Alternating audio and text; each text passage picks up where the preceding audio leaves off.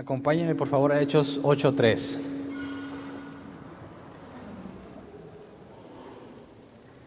Hechos 8:3.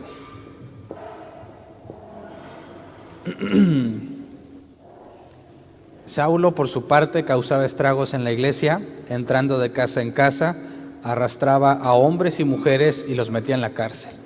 Saulo de Tarso es el tema de hoy. El nombre del tema, Saulo de Tarso. Y no me voy a brincar a Esteban en el sentido de que no lo vamos a ver, lo estoy guardando para verlo junto con Felipe.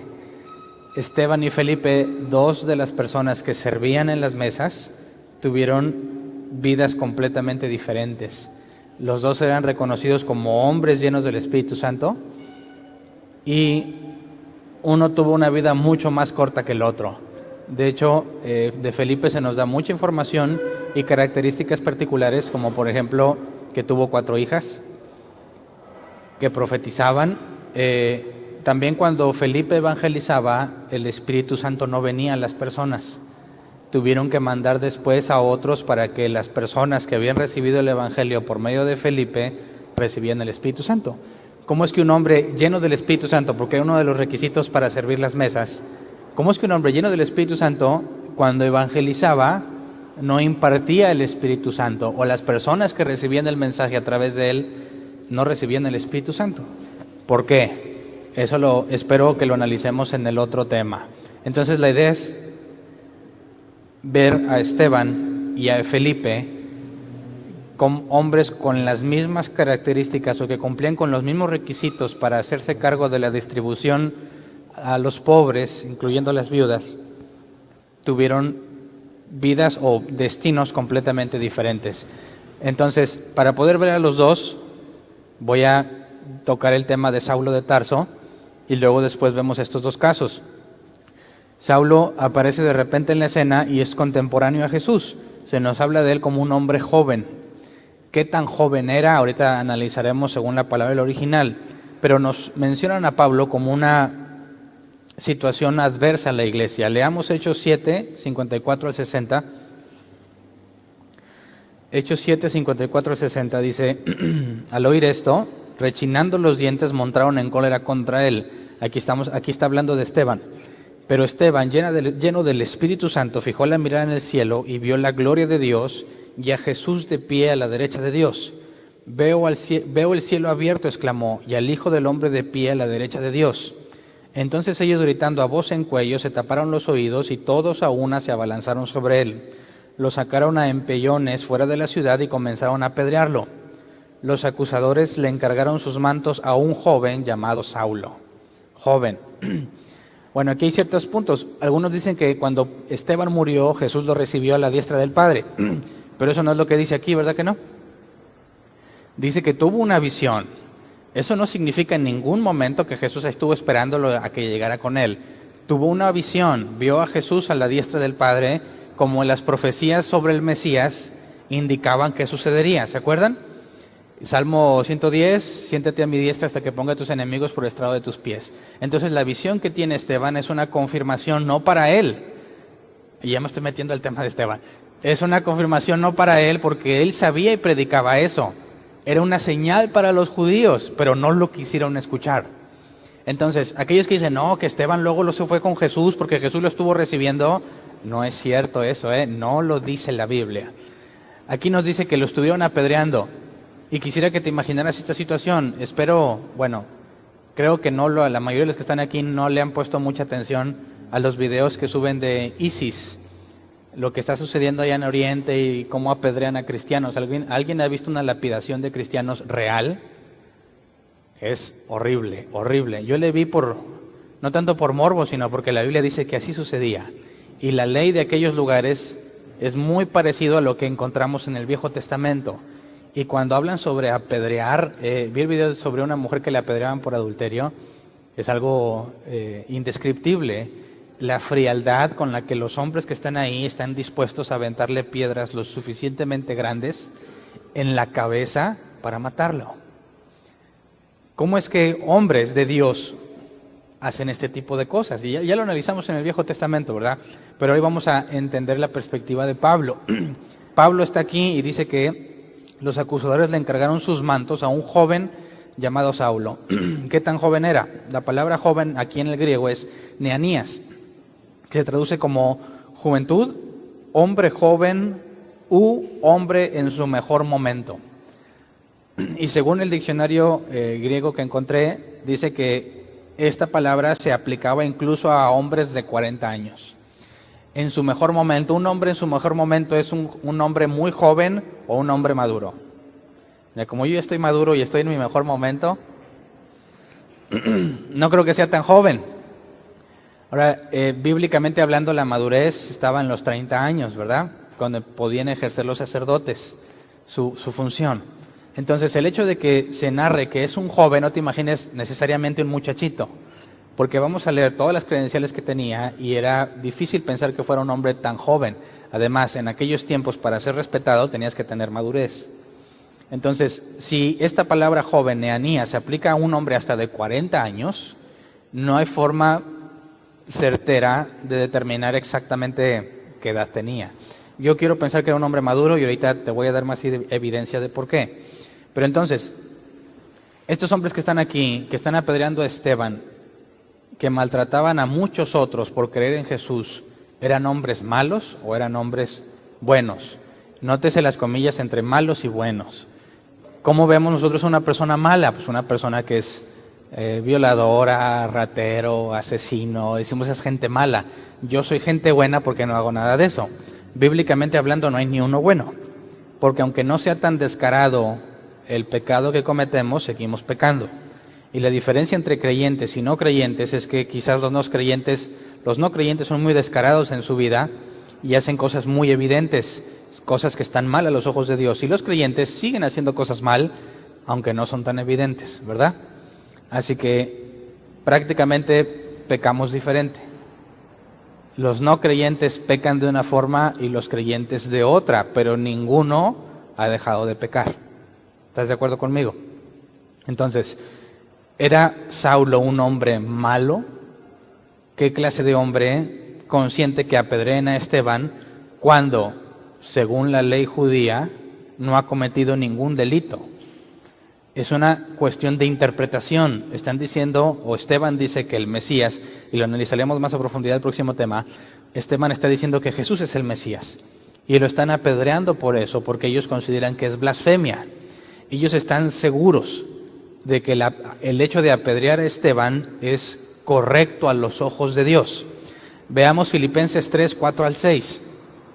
Porque muchas veces cuando escuchamos sobre Saulo, no Pablo, Saulo, que es Pablo, ¿verdad? Pero se cambia el nombre, lo vemos como un hombre malo que persigue a la iglesia, pero él no se veía como alguien malo a sí mismo, sino todo lo contrario.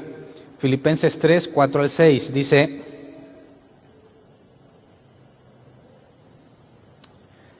yo mismo tengo motivos para tal confianza. Si cualquier otro cree tener motivos para confiar en esfuerzos humanos, yo más. Circuncidado al octavo día, del pueblo de Israel, de la tribu de Benjamín, hebreo de pura cepa, en cuanto a la interpretación de la ley, fariseo, en cuanto al celo, perseguidor de la iglesia, en cuanto a la justicia que la ley exige, intachable. Bueno, ¿cómo es alguien intachable? ¿Qué significa ser intachable? En algunas otras partes se traduce como irreprensible. ¿Era perfecto? No. Entonces, ¿quién es alguien intachable? Una de las características que debe tener los diáconos, los diáconos también, es ser irreprensible. Bueno, ¿cómo le haces para lograrlo? A eso me refería con la especie de la diferencia entre pecado de un no creyente y un creyente. A un no creyente, si lo pones bajo la lupa o bajo la lente de la Biblia, luego le encuentras pecados, ¿no? Son muy evidentes. Pero a un creyente que realmente, de los de veras, no creyente cabra loca, a un creyente que sigue a Dios, le vas a poner el mismo lente que un no creyente y no le vas a encontrar de forma tan evidente sus pecados. Necesitas profundizar, pero los vas a encontrar, ¿sí o no? Entonces, ¿quién es alguien irreprensible? No es alguien que no peca. es alguien que peca, pero no es evidente lo malo que está haciendo. ¿Me explico? Entonces, cuando se demanda que un diácono o un obispo sea irreprensible, significa que cuando tú lo ves, realmente no es evidente, no son evidentes sus errores, o da testimonio de que es una persona que en cuanto se equivoca busca corregirse. Pero imagínate que se equivoca una sola vez y asesina a una persona, pero ya se arrepintió de sus pecados. ¿Puede ser anciano o diácono? Dices, claro que no, pero ¿por qué? Si nomás pecó una vez y ya se arrepintió. Sí, pero ese pecado, el asesinato, no lo esperarías de alguien que tiene comunión con Jesús. ¿Me explico? Ahora, ¿es más pecado asesinar que mentir? No es que sea más pecado, el pecado es igual, la consecuencia es diferente, ¿verdad? Entonces, cuando Pablo está diciendo que él era sin mancha, intachable, el original, déjame decirte lo que el original dice, intachable es amemptos, que se traduce como sin culpa, irreprochable o libre de defecto. Es decir, visiblemente, cuando tú analizabas la ley, los 613 mandatos escritos en el Viejo Testamento, y buscabas bajo esa lente ver a Pablo, no le encontrabas defecto. Era difícil ver los errores de Pablo.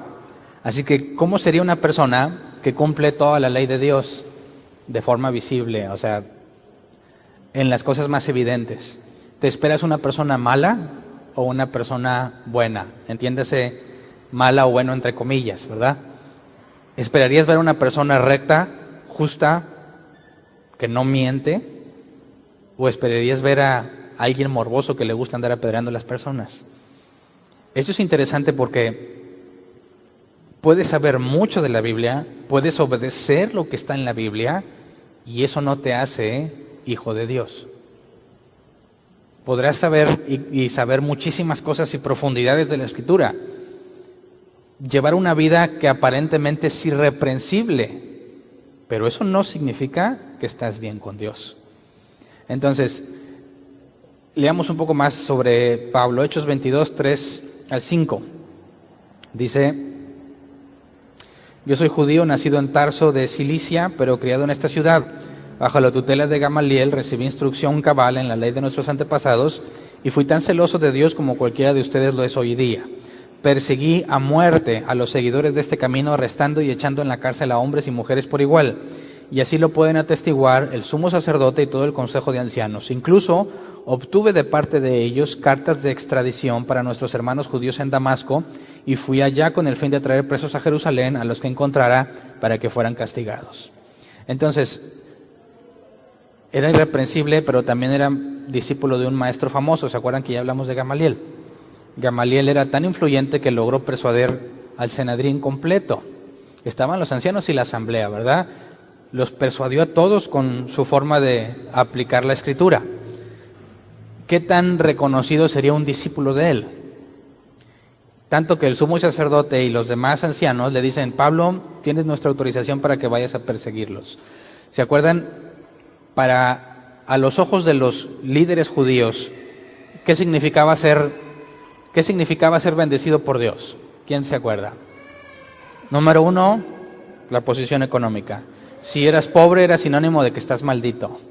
Lamentablemente muchos cristianos ahora quieren poner la misma forma de medirlo. Te está yendo mal, andas en pecado.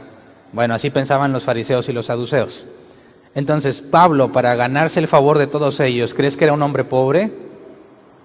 Muy probablemente no, porque lo verían como algo contrario a su pobreza, como un sinónimo de que no tienes a Dios en tu vida. ¿Qué más? Bueno, el estudio de la ley, ¿no?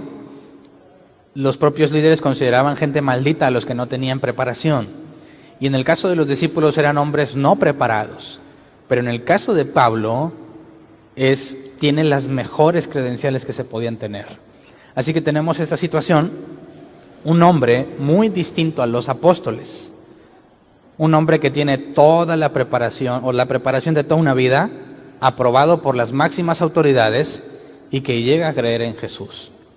Es interesante porque nuestros amigos judíos ortodoxos dicen que los judíos que creen en el Mesías, en Jesús, como el Mesías, son gente ignorante, gente que no tiene preparación. Pero este Saulo tiene mucha más preparación que muchos judíos de ahora que aseguran que es imposible que llegar a la conclusión de que Jesús es el Mesías si realmente estudias el Viejo Testamento. Entonces, otro asunto, Gálatas 1:13 al 14, dice: ustedes ya están enterados de mi conducta cuando pertenecía al judaísmo, de la furia con que perseguía la iglesia de Dios tratando de destruirla. En la práctica del judaísmo yo aventajaba a muchos de mis contemporáneos en mi celo exagerado por las tradiciones de mis antepasados. Y fíjate que hace el énfasis en el celo exagerado por las tradiciones, no por los mandatos. Y aquí está un asunto bien interesante, ¿verdad? Tú hablas con un cristiano, bueno, con alguien que se dice cristiano, que no conoce la Biblia. ¿Los conoces? Son cristianos bien seguros que dicen: si viene Cristo me voy con Él.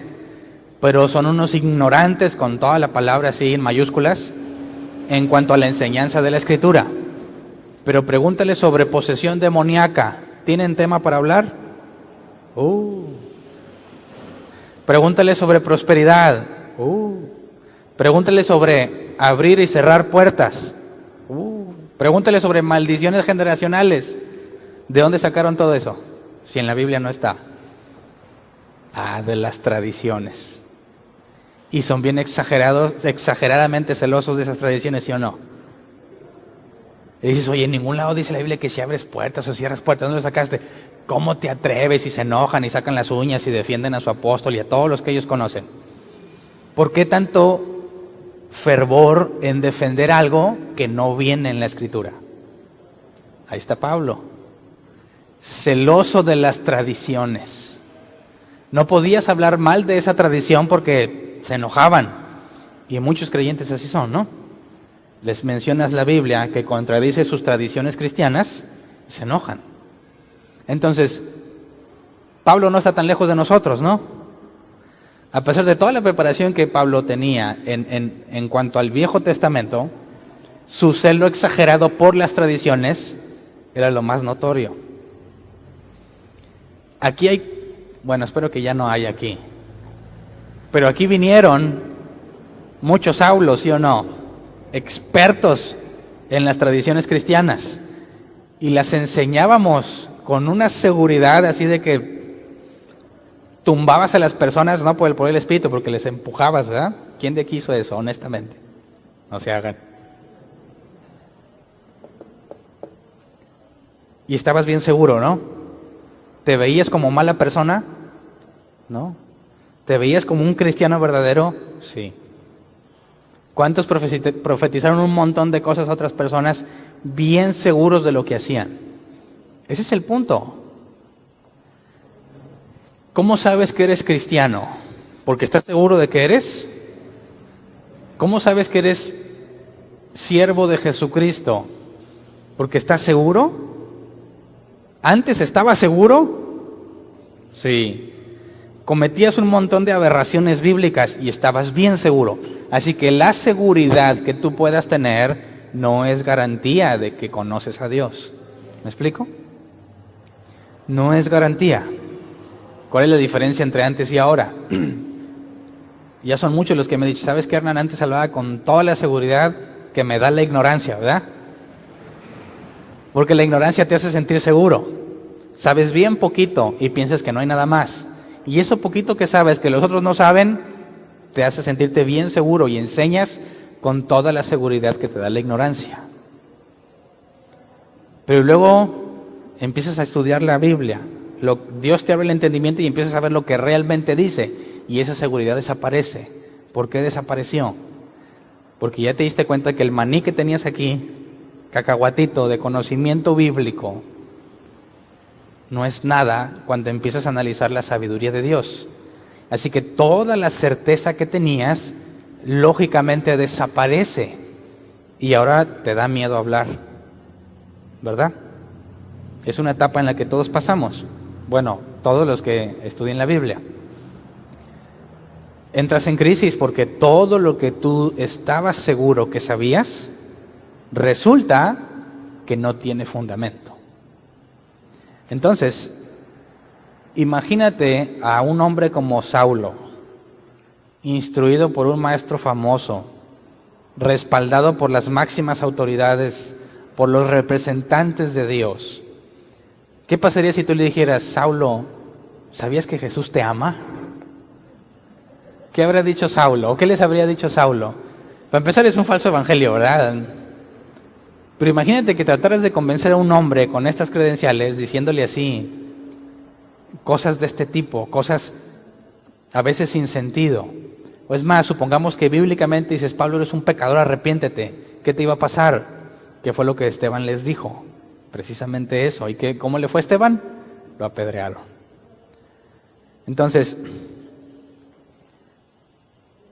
además de todas las credenciales de Pablo, veamos Hechos 22, 27 al 28, porque hay un dato más. Dice, el comandante se acercó a Pablo y le dijo, dime, ¿eres ciudadano romano? Sí, lo soy. A mí me costó una fortuna adquirir mi ciudadanía, dijo el comandante. Pues yo la tengo de nacimiento, replicó Pablo. Entonces, era ciudadano romano y veremos que en otras situaciones eso le sirve mucho y hasta en alguna ocasión le salvó la vida.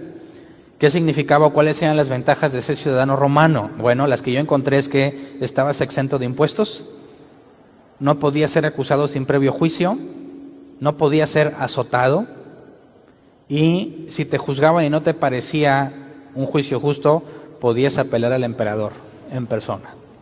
Y vamos a ver que Pablo hizo uso de estos beneficios para librarse y vamos a ver cómo Dios usó esos beneficios de Pablo para predicarle a personas de muy alto nivel. Pero entonces, imagínatelo, toda la preparación, el respaldo de los máximos dirigentes y todos los beneficios de un ciudadano romano. Era un hombre modelo, era un patrón de que seguramente muchos querían ser como él. Entonces, todo un personaje se encuentra con Jesús. Y esto, cuando analicé esta parte, me hizo acordarme mucho de preguntas que yo tenía recién cristiano. Por ejemplo, no sé si tú te las has preguntado y si ya te las respondiste.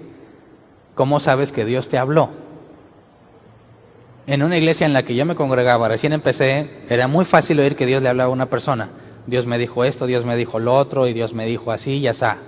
Dios me mostró, y Dios y esto y Dios lo otro. Y dices, bueno, caray, ¿cómo le hago para saber que Dios me está hablando? ¿Cómo puedo diferenciar entre lo que Dios me está diciendo y mi conciencia? ¿Alguien sabe diferenciar entre su conciencia y Dios? ¿Cuál es la diferencia? Entonces yo me encontré con este tipo de dudas. Bueno, yo siento como que tengo que ir a la iglesia, ¿verdad?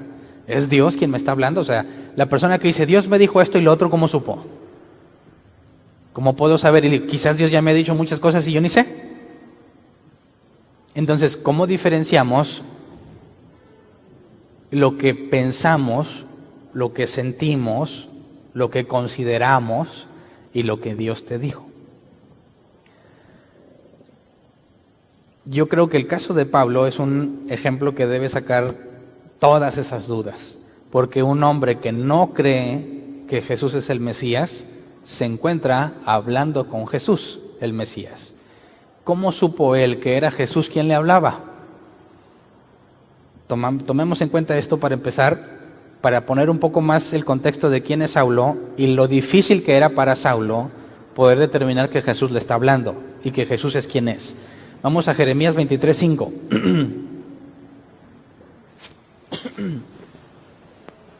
Si suponemos que Pablo tenía máximo 40 años, según lo que el original nos permite usar, ¿verdad? Como hombre joven, hombre en sus mejores días, en su mejor momento. Supongamos que tenía como máximo 40 años. Estuvo vivo cuando Jesús caminó entre nosotros, cuando Jesús fue crucificado. Los 3 años de ministerio de Jesús, Pablo estuvo con vida ahí. ¿Dónde estuvo Pablo? Según vemos, Pablo o Saulo, que es el mismo, nunca conoció a Jesús en persona hasta la situación que vamos a ver camino a Damasco. ¿Cómo es posible que un hombre tan famoso como Jesús nunca llamara la atención de un hombre tan estudiado como Saulo? Entonces leamos Jeremías 23:5, dice, vienen días, afirma el Señor, en que de la simiente de David haré surgir un vástago justo. Él reinará con sabiduría en el país y practicará el derecho y la justicia. Un hombre preparado como Saulo conoce las profecías del Mesías, ¿verdad? Aquí dice que un descendiente de David reinará con sabiduría en el país. Si tú le dijeras a un hombre como Saulo que Jesús es el Mesías, conociendo esta profecía, ¿lo creerías? Es una cuestión de lógica simple. A ver, ¿Jesús es el Mesías? Según la profecía en Jeremías 23, Él reinará con sabiduría en el país. ¿Jesús estaba reinando? No. ¿Qué le pasó a Jesús? Lo mataron. ¿Consecuencia lógica? No puede ser el Mesías, ¿verdad? Vamos a Ezequiel 39, versículo 9. Entonces los habitantes de las ciudades de Israel saldrán y prenderán una hoguera, y allí quemarán sus armas, escudos y broqueles, arcos y flechas, mazas y lanzas. Tendrán suficiente leña para hacer fuego durante 7 años. Esto sucedería cuando viniera el Mesías. ¿Esto sucedió? Es decir, ya no va a haber guerra, no va a haber armas, no va a haber nada de eso. Lógica simple. ¿Veías a los soldados romanos con qué? Con espadas. ¿Se cumplió esta profecía? No. Consecuencia lógica, Jesús no es el Mesías. Jeremías 31, 33 y 34. Este es el pacto que después de aquel tiempo haré con el pueblo de Israel, afirma el Señor. Pondré mi ley en su mente y la escribiré en su corazón. Yo seré su Dios y ellos serán mi pueblo. ¿Se acuerdan que Pedro usó esa profecía? Ya no tendrá nadie que enseñar a su prójimo, ni dirá nadie a su hermano, conoce al Señor, porque todos, desde el más pequeño hasta el más grande, me conocerán, afirma el Señor. Yo les perdonaré su iniquidad y nunca más me acordaré de sus pecados. ¿Todos ya conocían a Dios? Tampoco, ¿verdad? Aunque la primera parte, Pedro la usó para demostrar que el Espíritu Santo sería derramado sobre cualquier tipo de persona, y aclaramos que no era sobre todas las personas de la tierra. Por una interpretación simple, dices, a ver, ¿ya todos conocen de Dios? No. Entonces Jesús no es el Mesías. No lo estoy asegurando, estoy pensando como Saulo. Todas estas profecías ya las analizamos, ¿se acuerdan? Ezequiel 37, 12 al 13. Por eso profetiza y adviérteles que así dice el Señor Omnipotente. Pueblo mío, abriré tus tumbas y te sacaré de ellas y te haré regresar a la tierra de Israel. Y cuando haya abierto tus tumbas y te haya sacado de allí, entonces, pueblo mío, sabrás que yo soy el Señor. La resurrección de los muertos. Cuando Jesús murió, ¿resucitaron los muertos? Algunos. Pero aquí dice que todo su pueblo. Entonces, de forma lógica y simple, Jesús no puede ser el Mesías. Y ahí sí hay muchas más. ¿Cómo convences a un hombre estudiado en las profecías sobre el Mesías? ¿Cómo lo convences de que Jesús es el Mesías si estas profecías no se han cumplido? Y la más grave de todas, me imagino yo desde la perspectiva de Saulo, Isaías 25:8. Dice, devorará a la muerte para siempre. El Señor Omnipotente enjugará las lágrimas de todo rostro y quitará de toda la tierra el oprobio de su pueblo. El Señor mismo lo ha dicho. Aquí hay dos cosas. Devorará a la muerte, ya no va a haber muerte. Mataron a Esteban. ¿Qué significa eso? Que Jesús no es el Mesías. Y quitará de la tierra, de toda la tierra, el oprobio de su pueblo. Siguen dominados por los romanos. Otra razón más que es suficiente y evidente para pensar que Jesús no es el Mesías. Pero la parte central es, ¿cómo es posible que el Mesías elimine la muerte, pero mataron al Mesías? Entonces, ¿cómo le haces para que un hombre que sabe todas estas profecías, que sabe principalmente que el Mesías destruiría la muerte, cómo le explicas que el Mesías murió? Tú le puedes decir, es que resucitó, pero ¿se acuerdan la versión que circulaba entre los judíos? No es que resucitó, es que se robaron el cuerpo. Entonces, ¿cómo le hacemos para convencerlo? ¿Qué se requeriría para que Pablo considerara que realmente Jesús es el Mesías? Ese es el asunto central. ¿Cómo convences a alguien que está plenamente seguro de que él conoce la verdad? Tú quieres hablar, imagínate que tratas de hablar con una persona que es no nada más un cristiano común, un dirigente. Tratas de convencer a un pastor que enseña cosas no bíblicas. ¿Cómo le haces para convencerlo? Si tiene años y años en el Evangelio. ¿Cómo lo convences? ¿De qué le hablas? Pues mira, aquí la Biblia dice esto. ¿Te va a creer? ¿Alguien lo ha intentado? No tratar de convencer a un cristiano. Quizás esos son más fáciles porque ni leen. a los pastores, que algunos ni leen tampoco, pero enseñan y enseñan bien seguros. Trata de convencerlo. ¿Lo has intentado? Yo sí lo he intentado y no me funciona. Aunque le des argumentos convincentes, no los acepta. ¿Por qué? Hay una lógica simple aquí. Dice, no puede ser que tenga tantos años equivocado. ¿Verdad?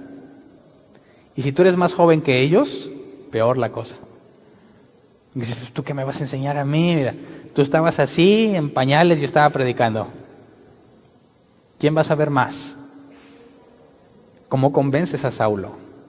Ahora, tú estabas bien seguro de tu cristianismo, aunque era un cristianismo errado, un falso cristianismo. ¿Cómo es que te diste cuenta? ¿Quién te convenció? ¿Con qué argumentos te convencieron? Entonces leamos Hechos 9 del 1 al 9. Dice, mientras tanto, Saulo, respirando aún amenazas de muerte contra los discípulos del Señor, se presentó al sumo sacerdote y le pidió cartas de extradición para las sinagogas de Damasco. Tenían la intención de encontrar y llevar presos a Jerusalén a todos los que pertenecían al camino, fueran hombres o mujeres. En el viaje sucedió que, al acercarse a Damasco, una luz del cielo relampagueó de repente a su alrededor. Él cayó al suelo y oyó una voz que le decía, Saulo, Saulo, ¿por qué me persigues?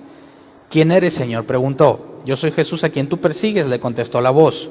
Levántate y entra en la ciudad, que allí se te dirá lo que tienes que hacer.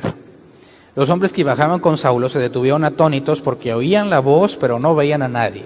Chéquense esta parte, ¿eh? Esto demuestra que lo que Pablo vio no solamente lo imaginó, sino que algo realmente sucedió. Los hombres que viajaban con Saulo se detuvieron atónitos porque oían la voz, pero no veían a nadie. Saulo se levantó del suelo, pero cuando abrió los ojos no podía ver, así que lo tomaron de la mano y lo llevaron a Damasco. Estuvo ciego 3 días sin comer ni beber nada. Entonces, ¿cómo convences a un hombre que está totalmente seguro? Jesús se le apareció, pero ¿por qué se tenía que aparecer Jesús? ¿Por qué no le mandó a alguien? Ese es el punto central. ¿Podrías convencer con argumentos a Saulo? Sería muy, muy difícil, prácticamente imposible. Así que, ¿cómo trata de convencerlo Jesús? Mostrándose a él. ¿Qué significa eso? Mínimo, que no está muerto, ¿verdad? Así que cabe la posibilidad de que sí sea el Mesías, porque no está muerto. Y si le agregas que murió y resucitó, es más evidencia a su favor. Pero aquí hay una aparente contradicción. Vamos a Hechos 22, 9 al 10. Fíjate, en Hechos 9 no es Pablo quien narra lo que sucedió, es Lucas narrando lo que le pasó a Pablo. ¿Por qué Lucas? Pues porque Lucas es el autor del libro de Hechos, ¿verdad? Lucas narra lo que le pasó a Pablo. Ahora veamos lo que Pablo dice que sucedió, también escrito por Lucas, ¿verdad? Dice, los que me acompañaban vieron la luz, pero no percibieron la voz del que me hablaba. Entonces, ¿qué leímos en Hechos 9? Los hombres que viajaban con Saulo se detuvieron atónitos porque oían la voz, pero no veían a nadie. La palabra nadie también se puede traducir como nada. Entonces, oían la voz, pero no veían nada. Y según Hechos 22, 9, los que me acompañaron vieron la luz, pero no percibieron la voz del que me hablaba. Aquí la palabra percibieron es escuchaban. Entonces nos están diciendo lo opuesto, ¿no? ¿Vieron o no vieron? ¿Escucharon o no escucharon? Aquí es prácticamente una contradicción directa, ¿no? ¿Por qué Lucas nos narraría algo distinto de lo que narró Pablo? Aunque el propio Lucas está escribiendo lo que Pablo dijo, ¿verdad? Entonces, ¿se equivocaron o qué fue lo que pasó? Bueno, analizando el original, quisiera que viéramos ciertos detalles. Número 1, cuando Jesús se aparece a Saulo, Saulo no sabe quién es, ¿verdad que no? Y cuando dice en el versículo 5 de Hechos 9, ¿quién eres, Señor? ¿Por qué le dice Señor a alguien que no conoce? ¿Está reconociendo a Jesús como Señor? Es imposible que lo reconozca como Señor porque ni siquiera sabe que es Jesús quien está hablando con él. Y según las profecías, Jesús no puede estar vivo, ¿verdad? No puede ser el Mesías. Entonces, ¿por qué le llama Señor? Ah, bueno, porque recordemos que Pablo era fariseo. ¿Se acuerdan que hay dos partidos, fariseos y saduceos? ¿Cuál es la diferencia principal? Que el saduceo dice que no hay espíritus, no hay ángeles, no hay resurrección, el saduceo. El fariseo creía que sí había espíritus, ángeles y resurrección. Cuando Saulo, fariseo, percibe que hay una luz y una voz, ¿a qué conclusión llega? Siendo fariseo, algo celestial se está apareciendo. Y sabemos que el propio David dice que el hombre es inferior a los ángeles, ¿verdad? Entonces, Saulo reconoce que lo que está sucediendo puede ser algo espiritual y alguien mayor a él le habla, pero no le está diciendo Señor a Jesús. ¿Ok? Pero luego en el versículo 6, leámoslo en la versión 60 porque la NBI no lo dice. Hechos 9, 6 dice: él temblando y temeroso dijo: Señor, ¿qué quieres que yo haga? Y el Señor le dijo: levántate y entra en la ciudad y se te dirá lo que debes hacer. Pero en la NBI, ¿qué dice el versículo 6? Levántate y entra en la ciudad, que allí se te dirá lo que tienes que hacer. No dice nada sobre estar temblando y temeroso, y no dice nada sobre Pablo preguntándole algo. Entonces, si tú analizas el original, la mayoría de los manuscritos no tiene lo que la versión 60 dice. Pero ahorita vamos a ver que, aunque no lo tiene el original, es una referencia válida, porque ahorita lo vamos a leer, pero quisiera señalar esto. En el versículo 6, supongamos que es verdad esto, dice: temblando y temeroso dijo: Señor, ¿qué quieres que yo haga? Ahora le dice Señor con pleno conocimiento de quién le está hablando. Así que, ¿qué sucedió con Saulo en el momento en que Jesús le habla? En el momento en que Jesús le habla, según la versión 60, lo reconoce como alguien mayor a él, a pesar de que sabe que lo mataron de la forma más humillante posible y que se supone que está muerto. Entonces, ¿cómo llegó a la conclusión Saulo de que Jesús es su Señor?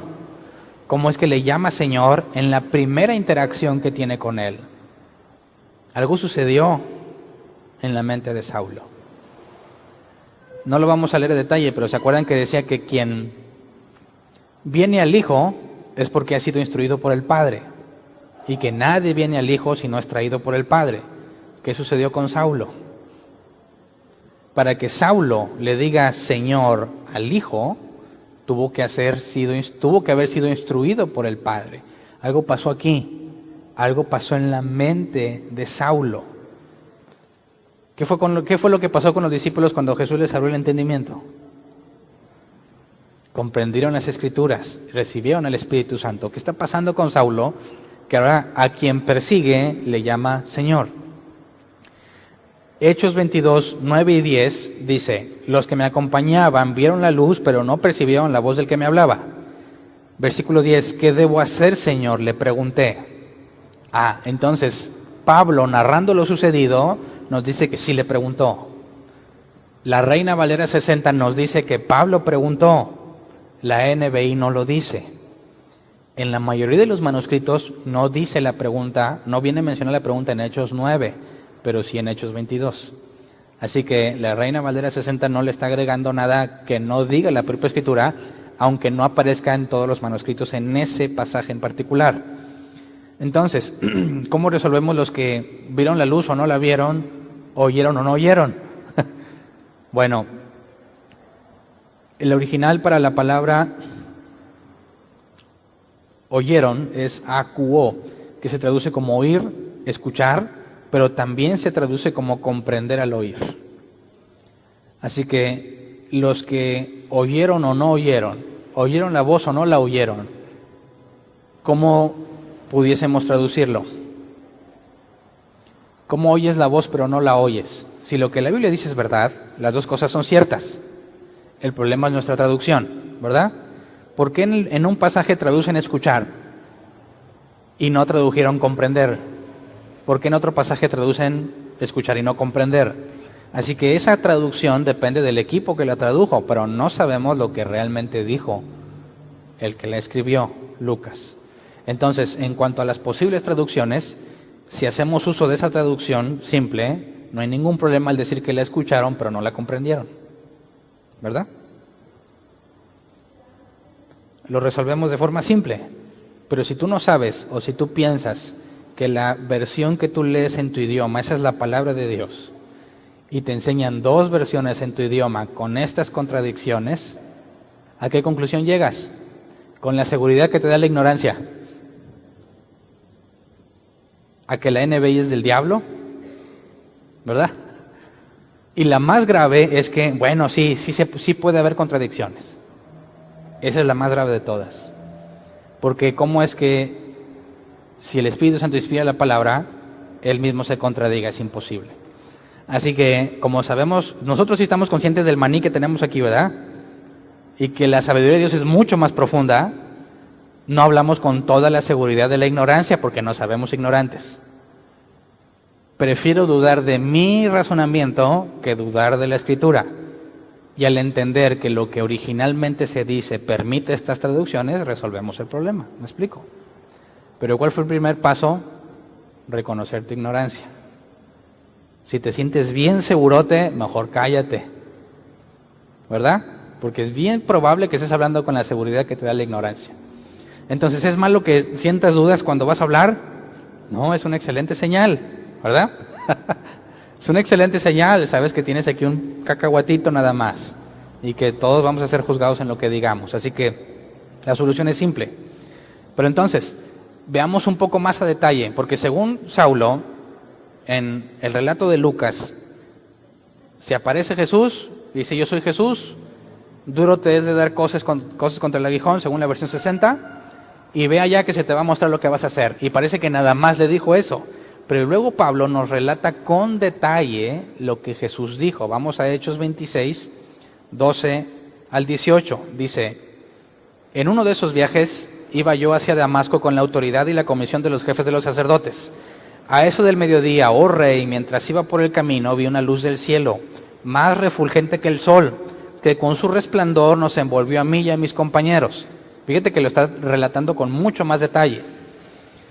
Todos caímos al suelo y yo oí una voz que me decía en arameo, hasta ese detalle nos dio, Saulo, Saulo, ¿por qué me persigues? ¿Qué sacas con darte cabezazos contra la pared? Fíjate la ilustración que Jesús le da, ¿verdad? ¿Qué te va a pasar si le das cabezazos a la pared? ¿Cuándo dañarás la pared? Nunca. Bueno, depende de tu cabezota, ¿verdad? Pero normalmente el daño lo vas a recibir tú, no la pared. Entonces dice, versículo 15, entonces pregunté, ¿quién eres, Señor? Yo soy Jesús, a quien tú persigues, me contestó el Señor. Ahora ponte en pie y escúchame. Me he aparecido a ti con el fin de designarte siervo y testigo de lo que has visto de mí y de lo que te voy a revelar. Te libraré de tu propio pueblo y de los gentiles. Te envío a estos santificados. Esto no nos lo relató al principio. Ahora sí me queda más claro por qué Pablo le dice que quieres que haga, Señor, ¿verdad?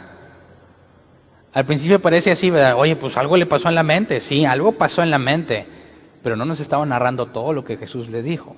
Y fíjate, ¿cuál es la clave? A un hombre tan preparado como Pablo le dice, lo que te voy a revelar. Cosas que no sabes. A pesar de toda la preparación que tienes, hay cosas que te voy a mostrar, cosas que no sabes. Entonces, tiene que ser testigo de lo que ha visto de Él y de lo que va a revelar. Y sabemos que las más profundas revelaciones del Nuevo Testamento fueron por medio de Pablo. Así que aquí entendemos, número uno, que lo envía a los gentiles con una revelación. Y al decir, si yo digo revelación nueva, es pleonasmo, ¿verdad? Una revelación es algo nuevo. Dios le va a mostrar, Jesús le va a mostrar algo que no sabe y se va a los gentiles, pero eso es complicado porque siendo judío no tiene nada que hacer con los gentiles. Entonces, ¿cómo podría estar seguro Saulo de que Jesús le habló? No, imagínate que la luz se va y Saulo regresa a la normalidad y los que se levantaron dijo, ¿qué onda? ¿Qué pasó? Número uno, ¿cómo estaba Saulo después de que se fue la luz y dejó de oírse la voz? Estaba ciego.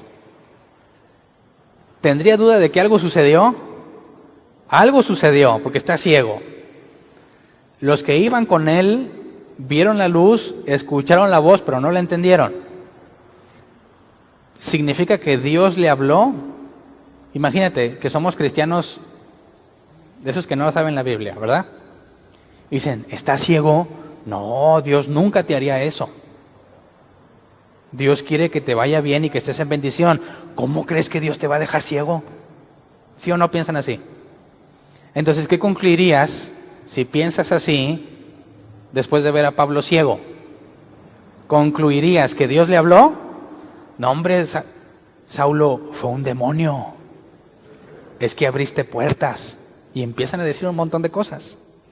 Fíjate, cómo parece contrario a lo que Dios normalmente haría. ¿Por qué Dios deja ciego a Saulo? ¿No se supone que lo quiere bendecir? Claro, precisamente dejarlo ciego es la mejor bendición que le puede dar en ese momento. ¿No dudarías tú de lo que sucedió si regresas a la normalidad? ¿Quién fue el que luchó con Dios y quedó mal para toda la vida? Oye Dios, ¿por qué Dios? ¿Por qué lo dejas así ahora cojo? No, es que yo conozco a Dios. Así, ¿cómo Dios te haría eso? Así que todos los que dicen, no, Dios no quiere que te vaya mal, Él siempre quiere que se esté sano. Él ya llevó tus enfermedades en la cruz. Explícame con quién habló Saulo. Así que no pienses, Señor, ven y visítame, Señor. Aguas. No para que le tengas miedo, para que estés consciente de lo que pides. Que muchas veces lo que es mejor para ti es contrario a lo que tú piensas que es mejor para ti. Pero el hecho de que Saulo quedara ciego es lo mejor que le puede pasar para quitar cualquier duda sobre lo que sucedió. ¿Me explico? Entonces, no nada más eso hizo Dios, sino que se arregla otra cosa para que Saulo reciba confirmación. Leamos Hechos 9, 10 al 16. Dice, había en Damasco un discípulo llamado Ananías, a quien el Señor llamó en una visión. Ananías, aquí estoy, Señor. Anda, ve a la casa de Judas, en la calle llamada Derecha, y pregunta por un tal Saulo de Tarso. Está orando. Ya he visto en una visión a un hombre llamado Ananías que entra y pone las manos sobre él para que recobre la vista. Pausa. ¿Saulo pensó que se iba a quedar ciego para toda la vida? No, porque aquí dice, en una visión ve a un hombre que le pone las manos y recobra la vista. O sea que Saulo, imagínate que tú eres Saulo y estás ciego. ¿Qué pensarías? Santo Padre, ahora ciego para siempre. Pero no, quizás al principio, no sé en qué momento le llegó la visión. Estuvo ciego 3 días, pero también Dios le mostró, no te vas a quedar ciego para siempre. Esta ceguera involucra, no le dijo eso, ¿verdad? Esa ceguera involucra que hay otro hombre que se va a conectar con lo que está sucediendo. Entonces, dice que en una visión un hombre llamado Ananías, que entra y pone las manos sobre él para que recobre la vista. Y él se llama Ananías, ¿verdad? Dice entonces, Ananías respondió, Señor, he oído hablar mucho de ese hombre, de todo el mal que ha causado a tus santos en Jerusalén. Y ahora lo tenemos aquí, autorizado por los jefes de los sacerdotes para llevarse presos a todos los que invocan tu nombre. ¿Y qué dijo Dios? Yo no sabía. Gracias por el tip. ¿Por qué le dice esto a Ananías? ¿Acaso piensa que Dios no está enterado de eso? Ahora, ¿por qué la reacción tan diferente?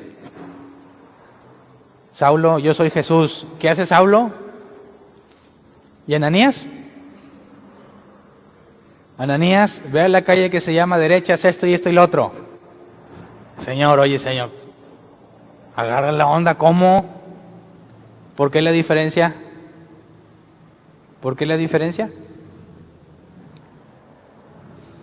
Aguas que nos pase eso. Ananías tiene mucha más confianza con Dios, ¿verdad? Que Saulo. Saulo está encontrándose con Jesús. Ananías, ¿cómo habla con Jesús?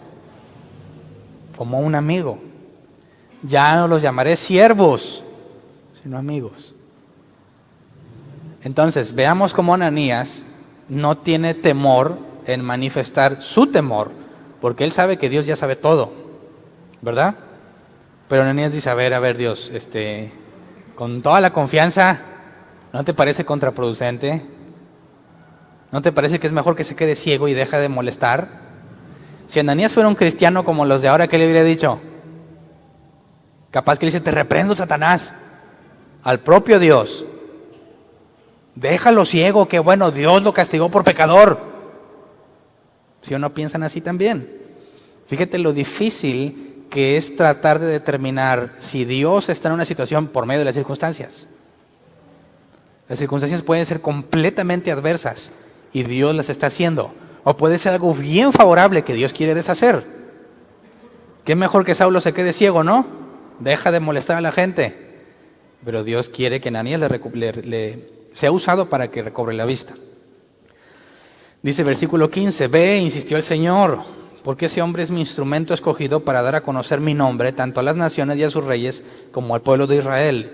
Yo le mostraré cuánto tendrá que padecer por mi nombre. Y no sé si esto se lo dijo a Saulo.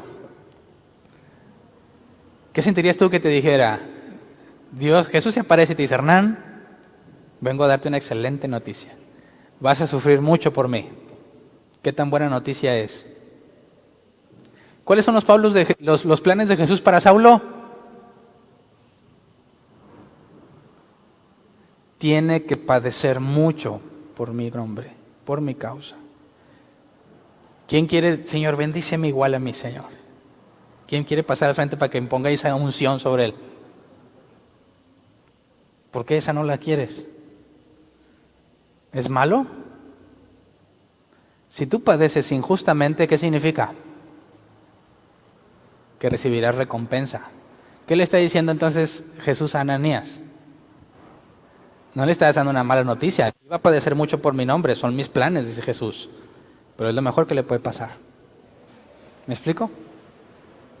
Recibirá grande recompensa. Esta vida es pasajera. Por mucho que acumules aquí, nada te lo vas a llevar. Así que, ¿qué prefieres? Si te tomas la vida venidera en serio, como se supone que nos la tomamos en serio, ¿dónde prefieres acumular? ¿Aquí o allá? ¿En serio? Entonces tú no vas a gastar tu vida tratando de ser alguien pudiente. No vas a dejar a tu familia por dedicarte a trabajar. No vas a dejar que tus hijos sean criados por otros porque tú quieres salir adelante. Eso es congruente si crees en la vida venidera. Pero si te la pasas trabajando, encerrado, distanciado de tu familia, que otros eduquen a tus hijos porque tú quieres conseguir más, no me suena cristiano, ¿no crees? No me suena congruente, me parece que no estás creyendo la vida venidera. ¿Propósitos de año nuevo?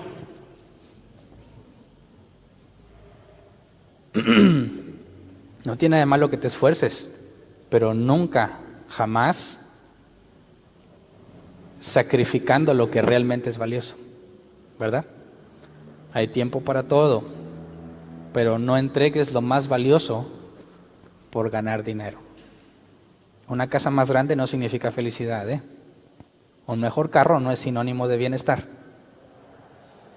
Seamos sabios en esa parte. Entonces, ¿Dios maldijo a Ananías por dudar de él? Tampoco, ¿verdad? ¿Cómo está eso de que, oye, es que yo tengo una dudas del Señor? ¿Cómo te atreves a dudar? Mira, un zape santo te lo puede dar, ¿verdad? Ve, y ahí hay admiración, aunque el original no tiene admiración. No podemos saber si realmente le dijo, ándale, ve, o ve, hijo mío, no sabemos. Aquí el traductor le puso ve, pero vemos la paciencia, ¿no? Entonces, no es malo que digas, a ver, esto que Dios me está diciendo no me suena muy congruente. Dios no se va a enojar por eso, te tiene paciencia y le puedes decir con toda confianza como Ananías, oye, pero es que, ¿qué tal si voy y dice, agárrenlo? Ve, él va a padecer mucho por mi causa. Notemos que esa es la forma en la que Pablo presenta a sus colaboradores, ¿no? Muchas veces lo vamos a ver en las cartas. Estos lucharon conmigo, estos padecieron por mí, arriesgaron su vida. ¿Por qué lo mencionaba tanto? Porque solo un loco haría eso. La locura de la cruz, solamente quien haya creído el Evangelio está dispuesto a arriesgar su vida y a padecer. Así que era una señal de los cristianos de antes, ¿verdad? En lugar de decir, mira, hermano, este hermano está bien bendecido y bien prosperado, lo invitamos a predicar. Allá era al revés. Hombre, ese hermano está bien arrastrado y ha luchado con los leones y le ha ido como en feria. Queremos saber de lo que Dios le ha mostrado. ¿Por qué cambió tanto? Bueno, ese es otro tema. Hechos 22, 12 al 16. Pablo nos explica más a detalle lo que Ananías le dijo, porque además de que se presenta y hace como Dios le dijo y las escamas caen, nos da otro detalle. Vino a verme un tal Ananías, Hechos 22, 12 al 16. Vino a verme un tal Ananías, hombre devoto que observaba la ley, a quienes respetaban mucho los judíos que allí vivían. Se puso a mi lado y me dijo, hermano Saulo, recibe la vista. Y en aquel mismo instante recobré la vista y pude verlo. Luego dijo, el Dios de nuestros antepasados te ha escogido para que conozcas su voluntad y para que veas al justo y oigas las palabras de su boca. Tú le serás testigo ante toda persona de lo que has visto y oído. Y ahora, ¿qué esperas? Levántate, bautízate y lávate de tus pecados invocando su nombre. Esto que le dijo armoniza completamente con lo que Jesús le dijo a Saulo.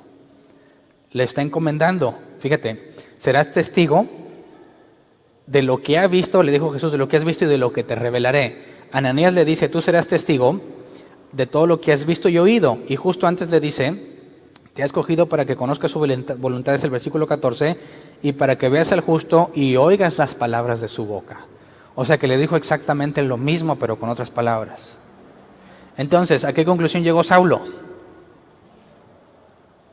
Lo que escuchó que Jesús le dijo, viene un hombre que nada que ver y le dice lo mismo. La doble visión, la visión que tuvo Saulo y la visión que tuvo Ananías, confirman que realmente Dios le habló. Entonces, ¿cómo puedes saber tú que Dios te habló? Doble confirmación, no siempre va a pasar. Estaría bien chido que siempre sucediera, pero no siempre va a pasar. ¿Cómo le podemos hacer para saber? La respuesta es simple. ¿Dios hace intentos? ¿Dios intenta algo o Dios hace algo? En toda la Escritura no vemos a Dios intentar hacer algo. ¿Tú crees que es posible que Dios intente comunicarse contigo y tú no entiendas? Es imposible porque Dios no intenta, Dios hace. Así que cuando Dios quiera hablarte, te va a hablar, aunque seas el más incrédulo del mundo, aunque seas alguien que dice que Jesús es un mentiroso. Cuando Él te habla, no falla y no te va a quedar la más mínima duda de que te habló. ¿Me explico? A mí me lo explicaron de otra forma que me dio mucho coraje cuando me lo explicaron. Porque yo llegué con toda la duda, así de que no puedo estar en paz. Y me dijeron así de simple, mira, cuando Dios te hable tú vas a saber que fue Él. Y ya, fue la respuesta que me dieron. Y luché con esa respuesta años. No puede ser, hasta que me pasó, ¿verdad? Entonces cuando te preguntan, oye, ¿cómo sabes? Cuando Dios te hable vas a saber. Te va a caer bien gordo, pero esa es la respuesta. ¿Me explico? Entonces dices, oye, yo creo que Dios me dijo, pero no estoy seguro. ¿Cuál es la conclusión lógica? ¿No te dijo nada? ¿Me explico? ¿Por qué todo lo que se hace sin fe, o todo lo que no se hace con fe es pecado? Eso es lo que dice Pablo. Pues porque si no estás seguro y como quiera lo haces, es errar al blanco. ¿Qué debiéramos hacer entonces? Salió este tema en una conversación. En un año Dios nos trajo el doble de personas de los que éramos. Si esto sigue así al otro año, ¿cómo vamos a estar aquí, en este lugar? En año y medio, si las cosas siguen igual, ya no vamos a caber aquí si las cosas siguen igual. ¿Qué debiéramos hacer? ¿Dónde nos vamos a reunir? ¿Debiéramos buscar un terreno? ¿Comprarlo? ¿Con qué dinero si apenas completamos para la renta?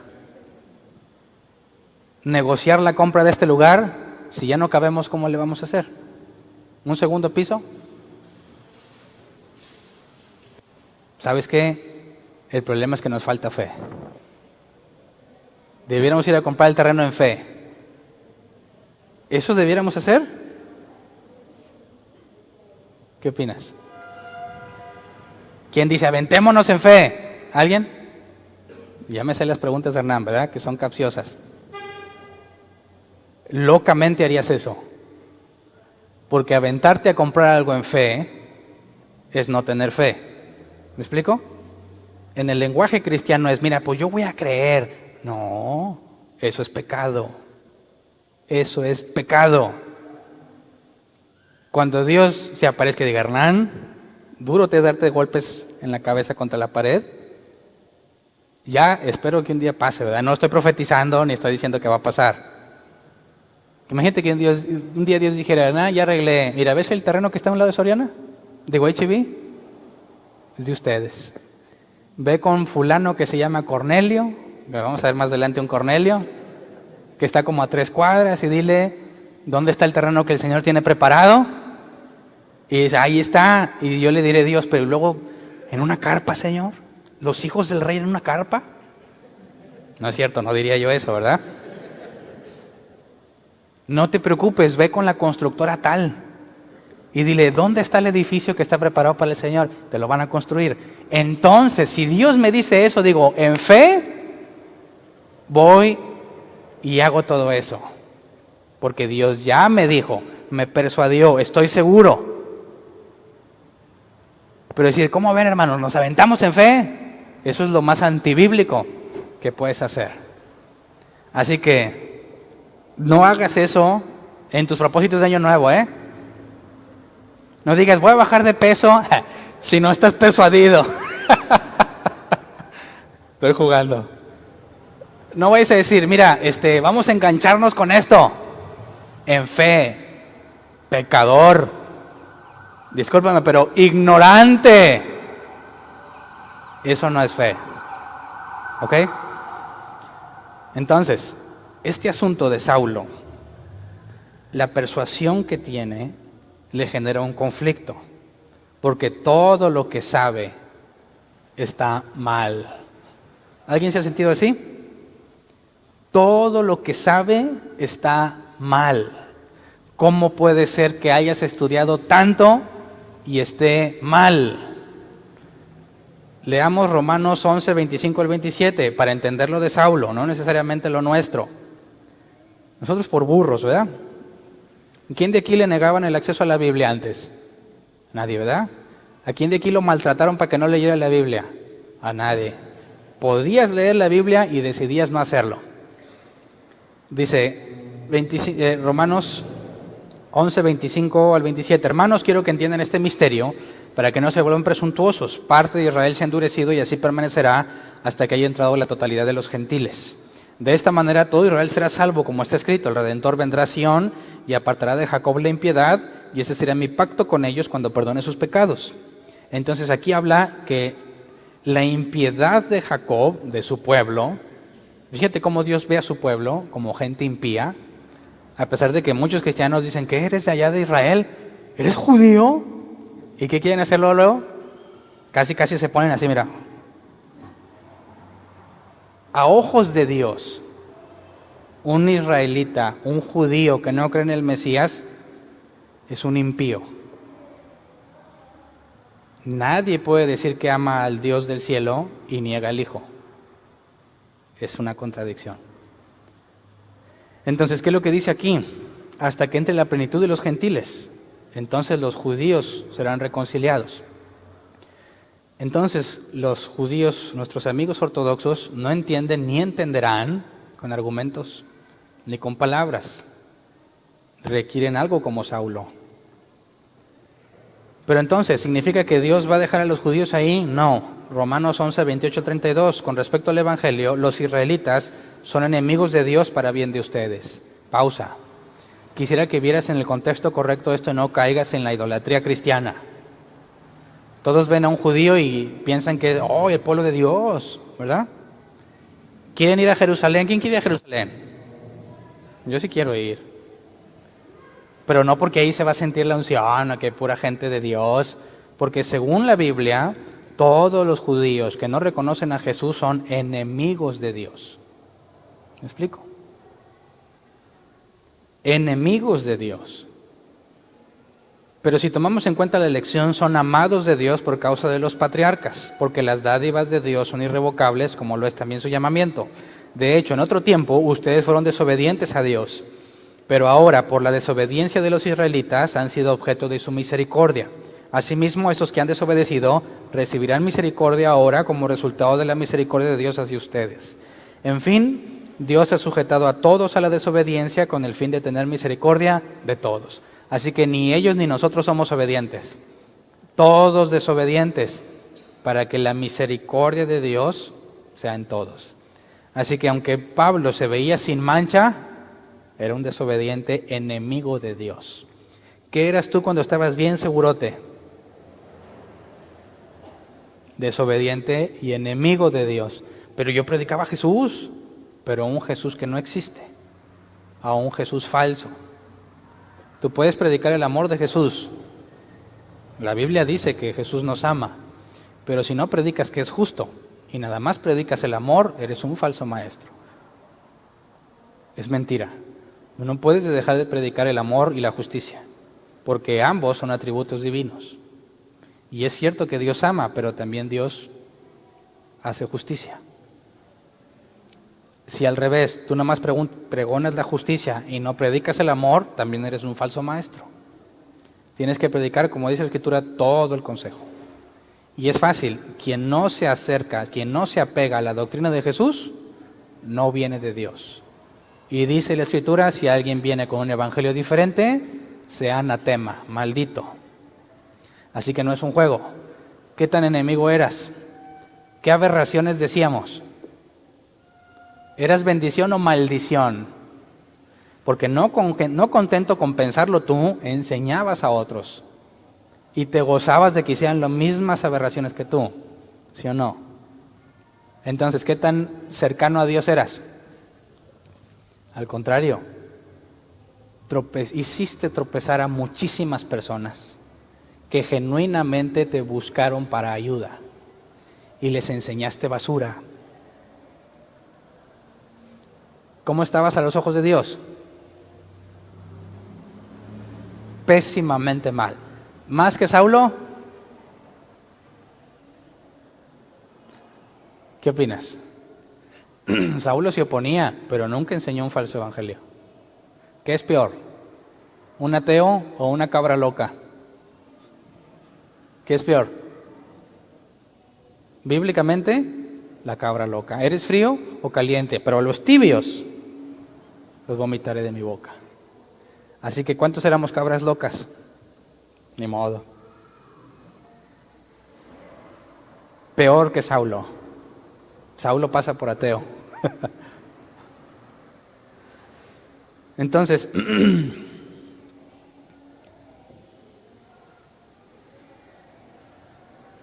veamos entonces esto para cerrar. Gálatas 1, 13 al 20. No sé si cuando analizamos estos temas se te quita la idea de que andabas cerquita de Dios. Y luego entendiste la Biblia y ahora sí cerraste con broche de oro. No, no estabas cerquita de Dios. Estabas peor que Saulo. ¿Me explico? Dice, ustedes ya estarán enterados de mi conducta cuando pertenecía al judaísmo, de la furia con que perseguía a la iglesia de Dios tratando de destruirla. En la práctica del judaísmo yo aventajaba a muchos de mis contemporáneos en mi celo exagerado por las tradiciones de mis antepasados. ¿Cuántos dicen amén? Sin embargo, Dios me había apartado desde el vientre de mi madre y me llamó por su gracia. Cuando Él tuvo a bien revelarme a su Hijo para que yo lo predicara entre los gentiles, no consulté con nadie. Tampoco subí a Jerusalén para ver a los que eran apóstoles antes que yo, sino que fui de inmediato a Arabia, de donde luego regresé a Damasco. Después de 3 años subí a Jerusalén para visitar a Pedro y me quedé con él 15 días. No había ningún otro de los apóstoles, solo vi a Jacobo, el hermano del Señor. Dios me es testigo que en esto que les escribo no miento. Entonces, ¿a qué conclusión llegó Saulo? A la misma que debemos llegar nosotros.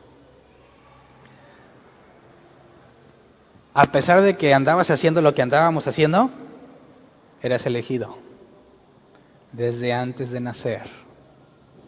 Y todo lo que sucedió no fue ajeno a la voluntad de Dios, fue permitido por Dios para tu bien y para el mío. Porque ahora, siendo renovados en nuestras mentes, ¿te es útil todo lo malo que anduviste haciendo? Te sirve para decir, oye, cuando hables con alguno de los que andaban allá como tú, le vas a decir como Saulo, yo también decía que esos de árbol plantado eran puros locos. ¿Cómo que nomás la Biblia? También está la revelación sobrenatural, como dicen muchos. Y que cuando Dios les revela algo no tiene que venir en la Biblia, dicen ellos, que porque Dios le dijo, caray. Al contrario, ¿sabes qué? Yo sé lo que es andar en la prosperidad, aunque nunca fui prosperado. Andar echando demonios fuera, ahí me veías en la punta del mitote.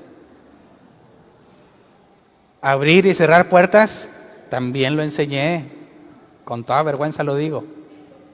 ¿Qué más? ¿Cuál otra cosa se usa? Declarando, también declaré. Maldiciones generacionales, las rompí todas. ¿Qué más? Atar y desatar, ahí andaba. Así que, peores errores que los de Saulo. Saulo francamente estaba en contra de Jesús. Yo decía que era de él. Pero, según la Biblia enseña, Dios me escogió. Y en el momento oportuno me reveló a Jesús.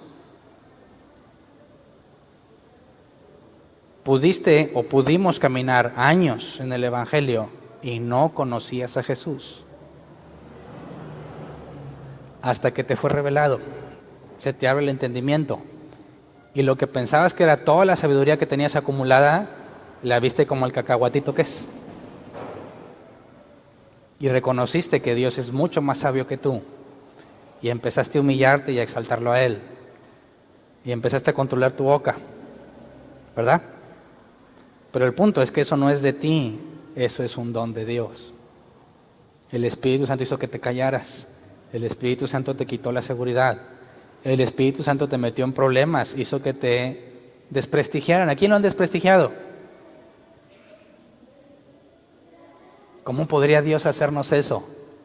Gracias. Gracias a Dios que nos ha hecho eso. Entonces,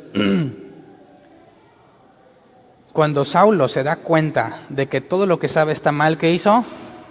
3 años a Arabia. Nadie sabe lo que pasó allá. Después de 3 años, regresó y se puso al servicio en la iglesia. ¿Qué fue lo primero que hizo entonces? Capacitarse. Razonar la Escritura. Pensar en todo lo que él sabía, que resulta que está mal, para entenderlo de la forma correcta, ya que tienes el Espíritu Santo. 2 Corintios 3, 14 al 17 dice, sin embargo, la mente de ellos se embotó, de modo que hasta el día de hoy tienen puesto el mismo velo al leer el antiguo pacto. El velo no les ha sido quitado, porque solo se quita en Cristo. Hasta el día de hoy, siempre que leen a Moisés, un velo les cubre el corazón. La palabra corazón lee mente, ¿verdad? Hombre interior. Dice, pero cada vez que alguien se vuelve al Señor, el velo es quitado. Ahora bien, el Señor es el Espíritu, y donde está el Espíritu del Señor, ahí hay libertad. ¿De qué está hablando aquí? ¿De demonios? ¿De qué está hablando esta libertad? ¿Libertad para qué? Para entender la Escritura. Donde está el Espíritu de Dios, ahí no hay velo. Así que, ¿tienes el Espíritu Santo? ¿Cómo lo resuelves? Bueno, tienes que entender la Escritura. Gradualmente, ¿verdad? Entonces, conclusión final de Saulo. Cuando se fue 3 años a Arabia, ¿cuál fue la conclusión a la que llegó? Dice Filipenses 3, 7 y 8. Sin embargo, todo aquello que para mí era ganancia, ahora lo considero pérdida por causa de Cristo. Es más, todo lo considero pérdida por razón del incomparable valor de conocer a Cristo Jesús, mi Señor. Por Él lo he perdido todo y lo tengo por estiércol a fin de ganar a Cristo. ¿Por qué se tardó tanto en llegar a esa conclusión? Bueno, porque parecería contrario. Todo es estiércol comparado con el valor de conocer a Cristo. ¿Con las bendiciones? No. Con el bienestar, con la salud, con la prosperidad, no está hablando de nada de eso. La palabra cuando dice conocer a Cristo es ginosko. Conocer mediante experiencia personal, las mismas palabras que María usó cuando dijo no he conocido varón, haciendo referencia a que no había tenido intimidad con hombre.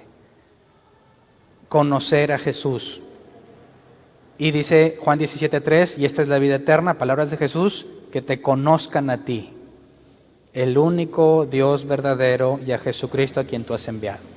Así que Pablo dice que todo es estiércol con tal de tener una experiencia con Jesús. Y según Jesús, esa es la vida eterna. Conocerlo mediante experiencia personal. En aquel día dirán, Señor, Señor, en tu nombre echamos fuera demonios, apartaos de mí, hacedores de maldad, nunca os conocí. Ginosko. Entonces, si alguien ha de gloriarse, gloríese en comprenderme y en conocer que yo soy el Señor. Jeremías 9. ¿Cuál debe de ser tu mayor gloria? El mayor tesoro que puedas tener. Que lo conoces. ¿Lo conoces? Ahora esa es la pregunta, ¿lo conoces? Si lo conoces, vamos a ver evidencia en tu vida. No porque te esfuerces en demostrarlo, porque naturalmente vas a demostrarlo.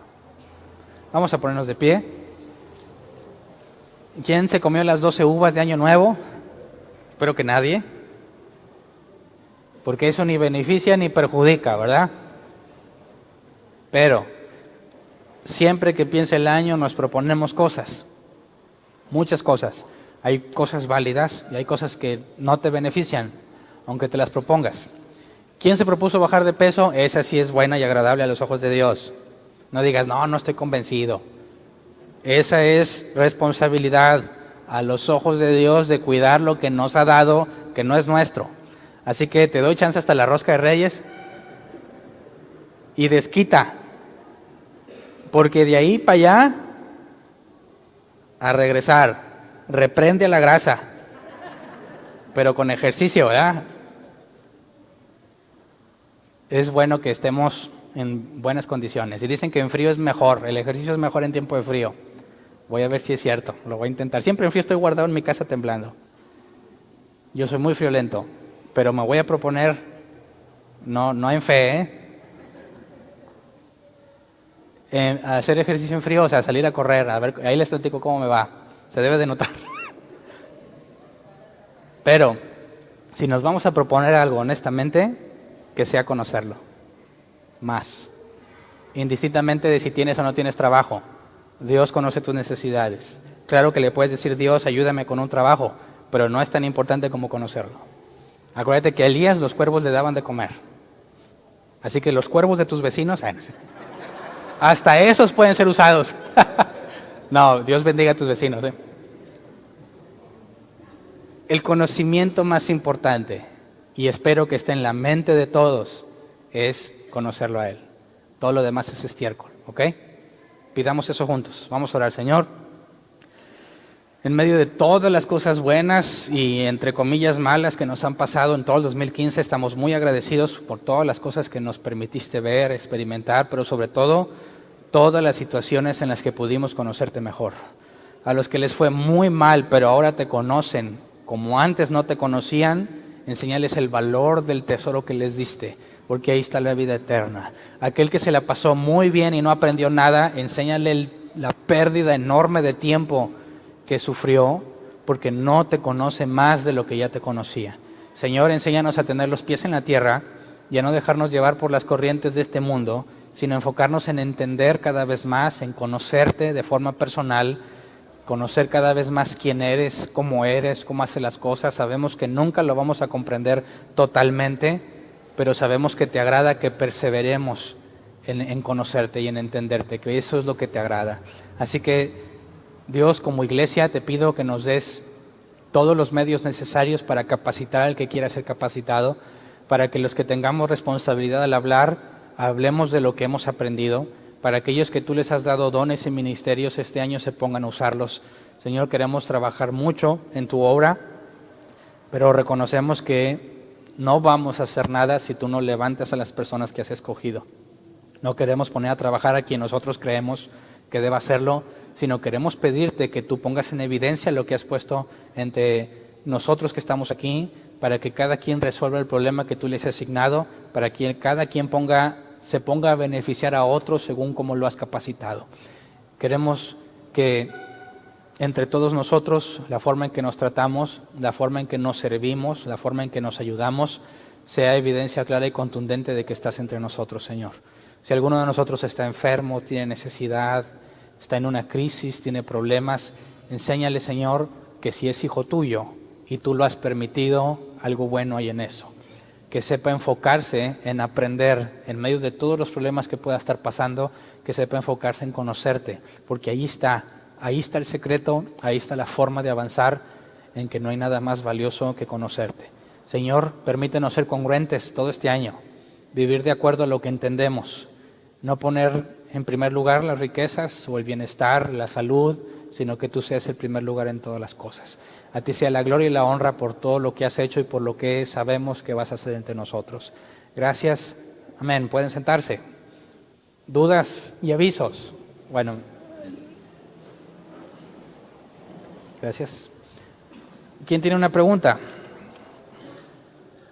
Con toda confianza, no importa si vienes por primera vez, no hay derecho de antigüedad aquí, ¿eh? Lo digo porque varias personas que nos visitan por primera vez en algún momento se acercaron y dijeron días después, es que no, me da vergüenza, yo soy la primera vez que voy, que van a decir, mira este aprovechado. No, nada que ver. Si tú tienes una duda, no importa que sea la primera o eres de los más viejos, por favor, no te lleves la duda a tu casa. De esa no te sirve de nada. Voy a hacer todo mi esfuerzo por aclararla. ¿Quién tiene una pregunta? Allá ya tiene el micrófono. Son dos. La primera es, el Ananías que aparece en Hechos 9, del 10 al 16, no es el mismo de Ananías y Zafiras, es otro. No, porque cronológicamente vemos que lo de Ananías y Zafira ya había sucedido.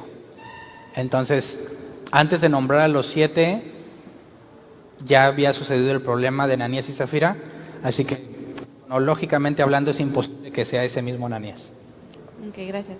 Y la segunda, en conclusión, ¿cómo le hicimos para cotejar Hechos 9 del 1 al 9 y Hechos 22 del 9 al 10? Hablabas de la contradicción, de que en el primero decían oían pero no veían, y en el otro vieron pero no percibieron la voz. Y apunté de que oyeron es oír, escuchar, comprender al oír, pero ya no me quedó claro el ver o el percibir. Sí, qué bueno porque se me fue, no lo aclaré. Checa la palabra en el original, me voy a tardar si la encuentro en los apuntes, pero vieron hace referencia a ver algo o a una persona. Entonces, ¿vieron o no vieron? Bueno, vieron la luz, pero no vieron a quien hablaba. Así que tanto la palabra escuchar como ver en el original permite ambas traducciones y las podemos armonizar sin problema. Pero qué bueno que tocaste ese tema porque me la brinqué, me emocioné y me brinqué la parte de ver. ¿Alguien más? Yo tengo una pregunta de hace mucho tiempo. Antes de partir Jesús al cielo decía que he aquí, algunos de los que están aquí no morirán sin ver el reino de Dios. Yo pensé siempre que iba a ser Esteban, porque antes de morir, o sea, vio a Jesús sentado a la diestra del Padre. ¿Podría ser eso? Pero, si no me equivoco, Jesús se lo dijo a los 12. Sí. Esteban no era de los 12, aunque era discípulo que estuvo con Jesús. Y cuando dijo algunos, Muy probablemente a los 3 que se llevó en la transfiguración le permitieron ver a Jesús en su gloria, vieron cómo es en el reino de los cielos, vieron a Moisés y Elías, y eso puede entenderse como el cumplimiento de que algunos verían el reino. Pero Esteban no. Porque por eso aclaré, aunque lo vamos a ver más detalle, la visión que tuvo Esteban no era nada nuevo para Esteban. Si Esteban cree que Jesús es el Mesías, sabe que está a la diestra de Dios, y ver a Jesús a la diestra del Padre no sería información nueva para él. Pero dice, les está diciendo a todos, lo estoy viendo, y los demás se tapan los oídos y deciden apedrearlo. El hecho de que se nos revele, que se tapan los oídos y no quieren escucharlo, nos hace pensar, o me hace pensar, que es más evidencia para ellos que para el propio Esteban. ¿Me explico? Si entre ellos había fariseos, vamos a ver más adelante que Pablo se libró en algunas situaciones, creo, ante Félix, si no me equivoco. Lo van a juzgar saduceos y fariseos, y él dice, me juzgan porque creo en la resurrección. Y entre los comentarios que se mencionan ahí es que dicen, ¿qué tal si vio un ángel? Y los fariseos dicen, no hay nada de qué condenar a este hombre. Entonces, cuando Esteban hace referencia que está viendo algo, un fariseo que estuviera ahí, que estuviera en pleno uso de sus facultades mentales, no controlado por la ira, hubiese dicho, no hay nada de qué acusarlo, porque es muy probable que algo se le haya manifestado. Entonces, la visión que tuvo Esteban no es que Jesús lo haya recibido, ni que haya visto el reino de los cielos, porque no era información nueva para él. ¿Me explico? Pero bueno, ahí puede haber distintas interpretaciones. ¿Alguien más? Qué bueno que se animen a preguntar. Estuviste hablando acerca de la vida de Pablo. Ahí en Gálatas dice, en Gálatas 1:15, dice, pero cuando Dios, que me había separado desde el vientre de mi madre y me llamó por su gracia, tuvo a bien revelar a su Hijo en mí, para que yo le predicase entre los gentiles y no consulte enseguida con carne y sangre. Ahí tú hablabas de que Dios ya lo había predestinado desde antes del vientre, ¿verdad? Yo escuché una predicación acerca del libre albedrío. Aquí se estará contradiciendo con lo que dice Pablo, ¿verdad? Que Dios lo había llamado, lo había predestinado, porque dice ahí también en Romanos 8 que a los que predestinó, a los que llamó también los predestinó. Bueno, es al revés, a los que ser predestinó, modelados conforme a su imagen. A los que predestinó, a esos llamó. Sí. Entonces aquí hay que una contradicción. No, yo pienso que habría que definir primero qué es libre albedrío. ¿Qué es libre albedrío? De decidir lo que decidirlo, hay elección, ¿verdad? Para decidir. Tomar mis decisiones Sí. libremente. Ok. La Biblia enseña sobre el libre albedrío. Es bíblico el libre albedrío. Pero tendríamos que considerar qué se requiere para que, leyendo Romanos 3, si no me equivoco, porque no hay bueno ni uno, todos a uno se descarriaron, nadie hace lo bueno, nadie busca a Dios. ¿Qué se requiere para que tú tomes la decisión de acercarte a Jesús? Que seas llamado por Dios. Ok, si tienes un libre albedrío, es decir, ilimitado, tú mismo podrías decir, hoy me acerco a Dios, ¿verdad? Y podrías decir, mañana ya no quiero nada con Dios. Entonces, ¿de qué depende la salvación de las personas? De que ellos elijan a Dios. Si ellos tienen libre albedrío y pueden elegir a Dios, bueno, hagamos labor de convencimiento para que se acerquen a Dios.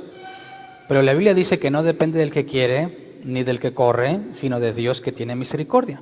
Entonces el libre albedrío es un hecho bíblico, pero ¿qué clase de deseos tiene un descendiente de Adán? Cuando Dios dijo, maldita es toda la tierra por tu causa, y Dios les dio la naturaleza pecaminosa que ellos pidieron, la capacidad de sufrir y hacer sufrir, Jesús dijo, la condenación es esta, que la luz vino a los hombres, pero ellos amaron más las tinieblas. Entonces, el libre albedrío que todo ser humano tiene, jamás de los jamases, según la propia Escritura, te va a llevar a decidir por Dios. Sí puedes levantarte y decir, hoy me pongo un pantalón gris o un pantalón negro. Hoy me como unos tamales o un menudo. Eso existe. Tú puedes decir, voy a pecar o no peco. Pero bajo ninguna circunstancia vemos en la Escritura que tu libre albedrío esté tan elevado como para hacer lo que Jesús hizo.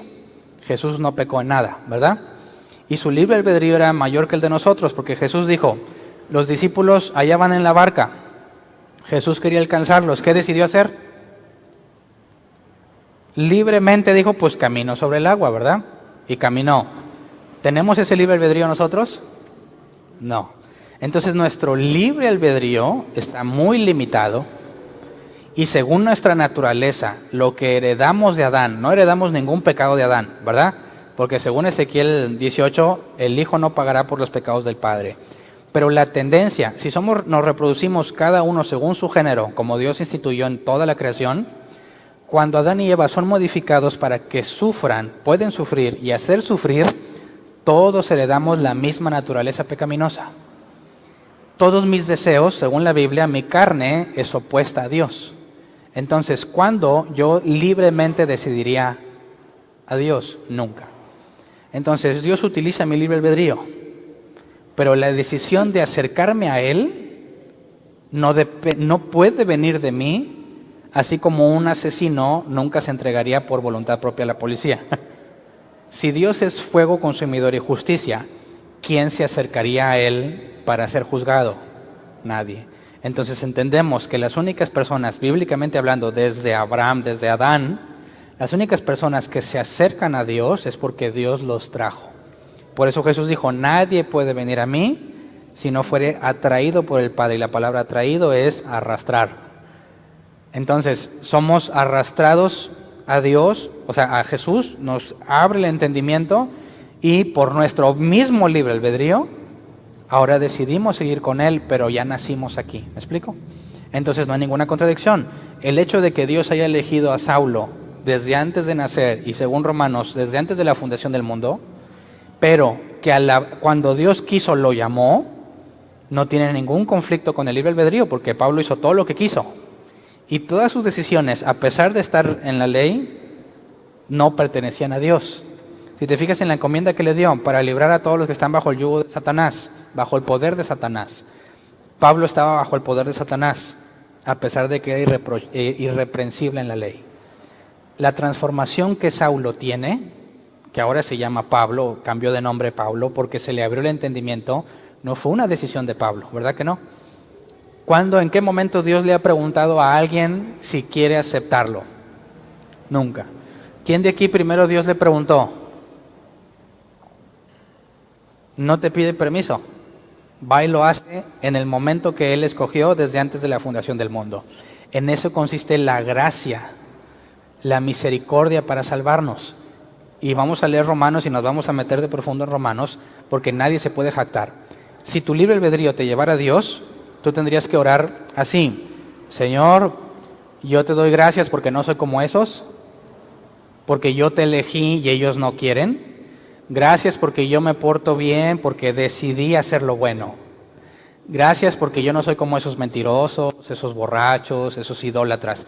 Gracias porque yo tomé la decisión correcta y ahora te sirvo. Ese es el modelo de oración que Jesús propuso, ¿te acuerdas? Entre el publicano y el fariseo. Y el publicano dijo: Señor, sé propicio a mí que soy pecador. Y el que oró así, como el modelo de oración que te presenté, Jesús dijo, ese regresó sin ser perdonado sus pecados. Entonces, tu libre albedrío, bíblicamente hablando, lo tienes, pero tu libre albedrío está pervertido. Jamás decidirías acercarte a Dios, a la luz. ¿Sí me explico? Pero la palabra libre albedrío no viene en la Biblia, ¿verdad? No, pero sí viene obstinada voluntad. De hecho, hay un tema, se lo puedes pedir a Humberto, donde en el Antiguo Testamento se enseña que Dios dice: te voy a entregar a tu obstinada voluntad, como Romanos 1 dice. Por cuanto no quisiste tener en cuenta a Dios, te entregó a tu mente depravada. Como Deuteronomio 30, donde habla sobre las bendiciones y las maldiciones también. No recuerdo ahorita ese proverbio, pero ¿Mande? habría que analizarlo. No lo tengo de memoria ese proverbio para ver si habla de lo mismo. Deuteronomio. Deuteronomio. Sí. donde habla sobre las bendiciones y maldiciones. Quedan a tu criterio. Pongo sí. delante de ti el bien y el mal. Sí. Escoge pues el bien. Y Sí, sin para- embargo no lo escogían, ¿verdad? Sí. Como quiera, más adelante hay un curso de Romanos que íbamos a dar, pero no lo vamos a dar porque lo vamos a ver desde aquí. Cuando entremos a Romanos, aunque no quieran, todos vamos a tener el curso de Romanos, porque hay mucha información ahí que Pablo desmenuza sobre el libre albedrío, sobre la elección, la predestinación, sobre la gracia, que son básicas para poder entender toda la Escritura. Entonces, como quiera, más adelante entraremos al tema del libre albedrío y todo eso en la carta a los Romanos. ¿Alguien más? ¿Me ayudan con el micrófono, por favor?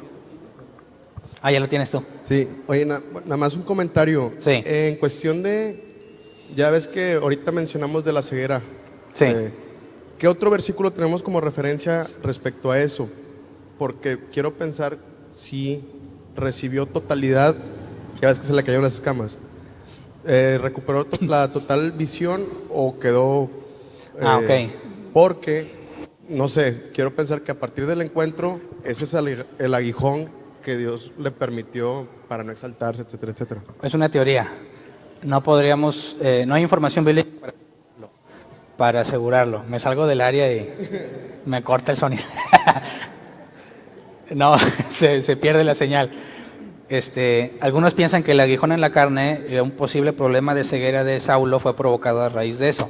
Tengo mis dudas porque, aunque tenemos el caso de Jacob, que quedó mal, Dios le dijo que recuperaría la vista. Recuperará la vista, recobra la vista. Si le dijo recobra la vista, así a simple interpretación directa, no cabe la idea de que parcialmente, ¿me explico?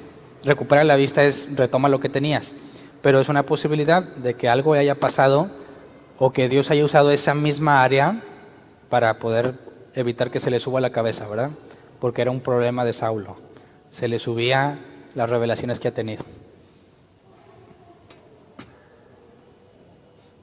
Bueno, aquí en el capítulo de Hechos 26, 18, y bueno, uno antes dice 17 que él va a rescatar a Saulo para que vaya y les hable a los gentiles. Sí. Y dice, yo te envío para que les abras los ojos a fin de que pasen de la oscuridad a la luz y del poder de Satanás a Dios. Uh-huh. Ahí Jesús se lo está diciendo directamente a él porque va a ser usado de esa forma, o todos podemos abrirles los ojos a los demás, como el versículo de yo y mi casa seremos salvos, que no es así. Okay. Uh-huh. Muy buena pregunta. Y creo que se puede responder en cuanto a quién le abre los ojos a las personas. Es Dios quien los abre. Entonces, Dios le encomienda eso en particular a Saulo. Tú vas a encargarte a eso. Y lo vemos reflejado en todo el Nuevo Testamento. Pero, por ejemplo, vamos a ver a Felipe, que Felipe iba y evangelizaba y la gente no recibía el Espíritu Santo. Si no tienes el Espíritu Santo, no tienes la capacidad de entender las Escrituras. Entonces, Felipe abrió los ojos de las personas, ¿sí o no?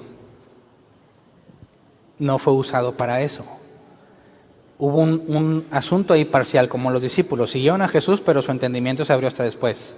Felipe fue usado igual. El asunto es que si Dios reparte los dones como quiera, no podemos asegurar que todos van a ser usados por lo mismo, ni tampoco que solamente Saulo, ¿verdad? Sino que cada quien va a ser usado como Dios quiera. Entonces lo puedes aplicar en un sentido general, agregándole la condición, si Dios te quiere usar en eso. Cualquiera puede ser usado para abrir los ojos de alguien, porque es Dios quien le abre el entendimiento. Pero Dios no ha elegido a todos para que todos sean usados en eso. ¿Me explico? Entonces ahí cada quien tiene que descubrir en qué área te ha llamado. ¿Alguien más? Cuando Pablo se encuentra con Jesús o Jesús se muestra a Pablo, ahí entiende las profecías que él tenía el trasfondo judío. Ahí entiende la parte de Cristo, o eso fue ¿cómo entendió que Jesús era el Mesías? ¿Cómo entendió? Yo pienso que los 3 años que estuvo en Arabia tuvieron mucho que ver. Lo que yo puedo decirte con certeza, bíblicamente hablando, es que mínimo el hecho de que Jesús se le apareciera pone en duda todo lo que sabe. sabiendo las profecías, conociendo las profecías mesiánicas, mínimo por las que leí, que es imposible que Jesús haya sido el Mesías, porque se murió y no las cumplió. Al momento en que Jesús se le aparece a él, eso implica que las profecías del siervo sufriente fueron cumplidas y las del siervo triunfante pueden cumplirse ya que Jesús está vivo. Entonces Pablo recibe la certeza de que tiene que estudiar, porque no se han cumplido ciertamente, pero si Jesús es el Mesías y está vivo, entonces pueden cumplirse. Sí, entonces, podría decirte que fue el principio, ¿no? Ahí cuando Jesús se le muestra. Exactamente. Se le abre el entendimiento porque lo reconoce como Señor. Y lo que historiadores aseguran, los que yo he leído, esos 3 años no hay registro de él, nadie sabe qué estuvo haciendo. Cuando regresa a la iglesia de Jerusalén, está bien trucha. Entonces, ¿qué hizo? Probablemente reanalizó todo lo que sabía con la interpretación de que ahora Jesús está vivo. Así que bajo esa lente, todo fue ordenado y Dios lo usó para revelar secretos ocultos en el Antiguo Testamento que nadie había visto. Pero ese fue el principio. ¿Alguien más? ¿Alguien no? ¿Vi que levantaron la mano o no? ¿Me hicieron finta? Nadie.